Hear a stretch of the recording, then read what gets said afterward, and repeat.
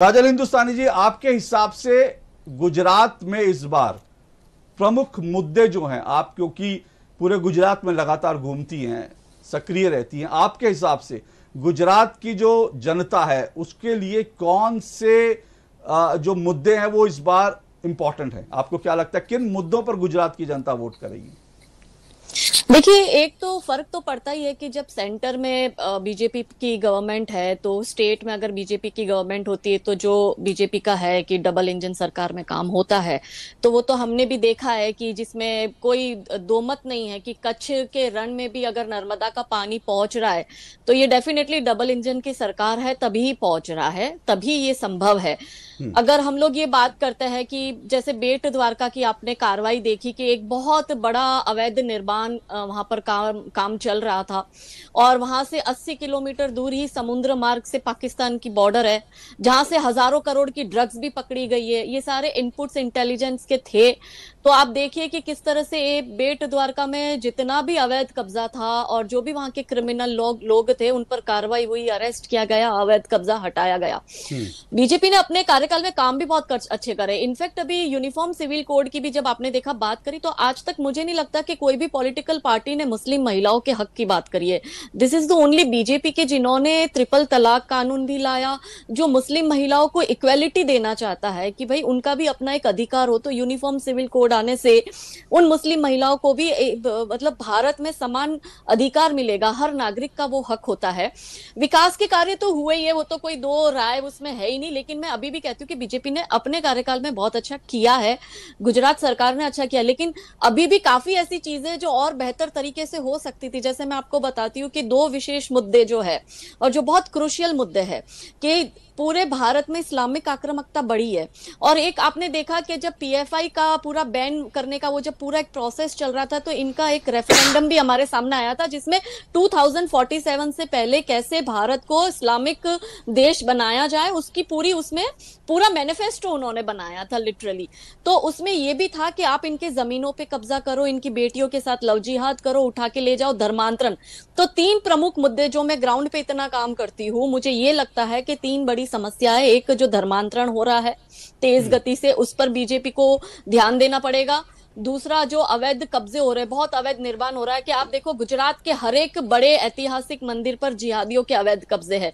फिर आप सोमनाथ टेम्पल की बात कर लो या आप द्वारिकाधीश के मंदिर की बात करो या फिर आप मणि मंदिर मोरबी का है उसकी बात करो या आप जगन्नाथ मंदिर जो अहमदाबाद का है या महाकाली मंदिर भद्रकाली मंदिर अहमदाबाद का है, हर जगह यू कैन सी अवैध कब्जा off this jihadis in our temple. यहां तक कि जो गौचर की जगह है, जो गौ माता की जगह है, वहां पे भी अवैध कब्जे हो रखे हैं इन्हीं जिहादियों के।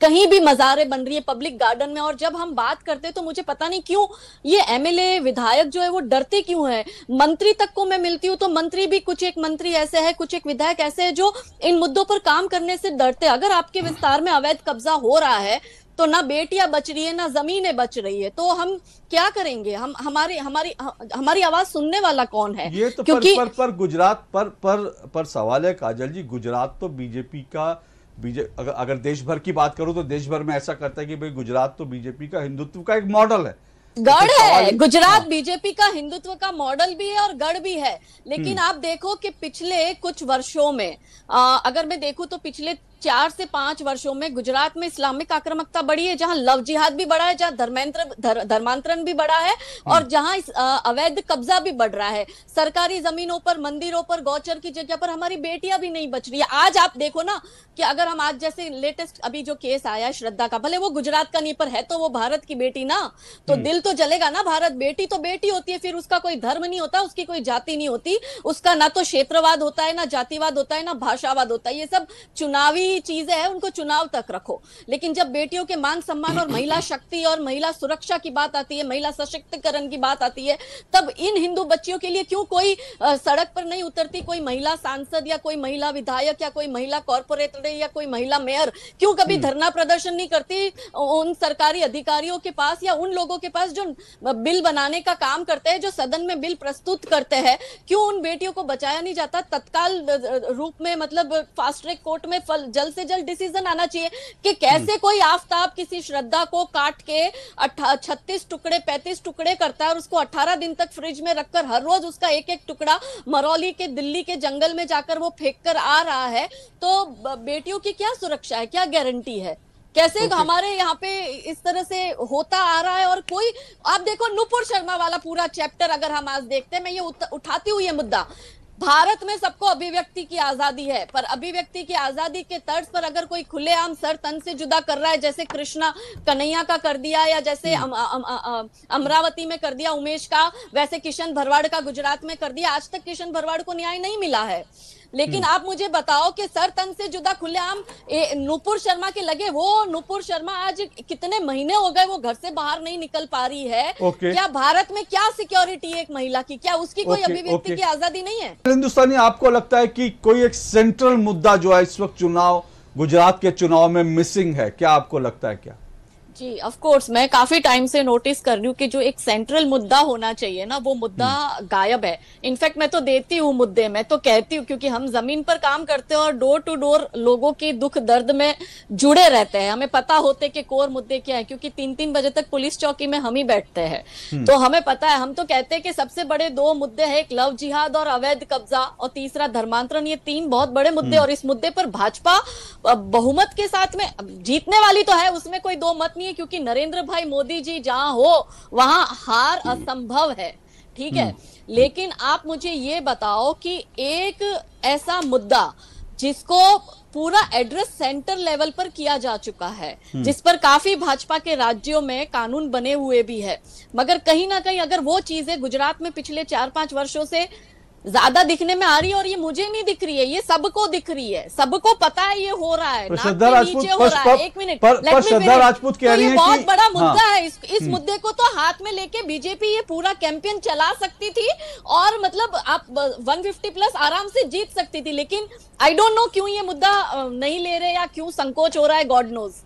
पर श्रद्धा राजपूत कह रही है कि भाई लव जिहाद को लेकर के जो है यहाँ पर कार्रवाई होती है, क्योंकि आपने भाई एफआईआर भी नहीं होती है बहुत कम जगह, अशोक भाई मैं आपको बताती हूँ, बहुत कम जगह एफआईआर ली जाती है। पहले तो पुलिस एफआईआर कई जगह, तो आपको पता है जब तक हिंदू संगठन इन्वॉल्व नहीं होता ना, वो बेचारे माँ बाप तो कल्प्रिट बनकर बैठे होते हैं चौकी में, हम जाके इन्वॉल्व होते हैं, या हमारे जैसे वो लोग जो पब्लिक इन्वॉल्व होती है, या कुछ ऐसे समाज के अग्रणी जाके प्रेशर देंगे, तब जाके तो एफआईआर होती है। और उसमें भी कई बार तो, अभी लेटेस्ट किस्सा बताती हूँ, 2 बजे तक सब रेडी था, और 2 बजे के बाद अगर हिंदू संगठन के बच्चे कहीं चले गए और वो एफआईआर की, तो 3:30-4 बजे तक तो पूरा मैटर ही क्लीन चीट, रफा दफा। मतलब एफआईआर क्यों नहीं होती है? जब मैं कहती हूँ कि मामला जब बेटियों का है तो 0 टॉलरेंस। फिर बेटियां कोई भी धर्म की हो, उस बेटी के साथ अत्याचार हुआ है, लव जिहाद हुआ है, तो पहला एक सूचना ऐसी जा जानी चाहिए कि 0 टॉलरेंस। कैसे एट्रोसिटी के मैटर में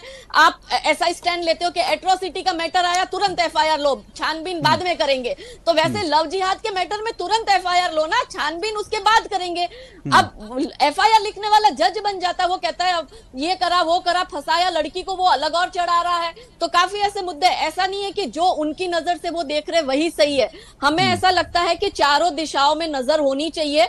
हो सकता है कि ये श्रद्धा जी ने फील ना किया हो, लेकिन मैंने किया है। हो सकता है कि ये कांग्रेस के प्रवक्ता ने फील ना किया हो, लेकिन हमने किया है जरूर। यहाँ पे पॉलिटिसाइज करने का मुद्दा है ही नहीं। मुद्दा ये है कि एक ऐसा समाज स्थापना हो कि जहां पे महिलाएं जो है सिर्फ महिला सशक्तिकरण की बात ना करे, वो बेटियों को एक ऐसा रोल मॉडल दे कि जिसको देखकर हमारी बेटियां ये कहे कि नहीं हमें इनके जैसा बनना है। Give me a one single name और one single face apart from Narendra bhai Modi in Gujarat. Tell me one face where हमारा जो युवा है वो कहता है कि हमें इनके जैसा बनना है। कांग्रेस की बात नहीं कर रही हूँ, आपकी भी बात नहीं कर रही हूँ, बीजेपी की भी बात नहीं कर रही हूँ। आप एक ऐसा फेस है किसी के पास? आप मुझे बताओ। नरेंद्र भाई मोदी एकमात्र एक ऐसा फेस है जिसके नाम पर चुनाव लड़ा जाता है, जिनके नाम पर चुनाव जीता जाता है, और जिनके कार्यों को ही दिखा के जीता जाता है। जाहिर सी बात है। आप जो कह रही हैं, फैक्ट है। जो आप जो कह रही हैं वो बात, इसमें कोई दो राय नहीं कि एक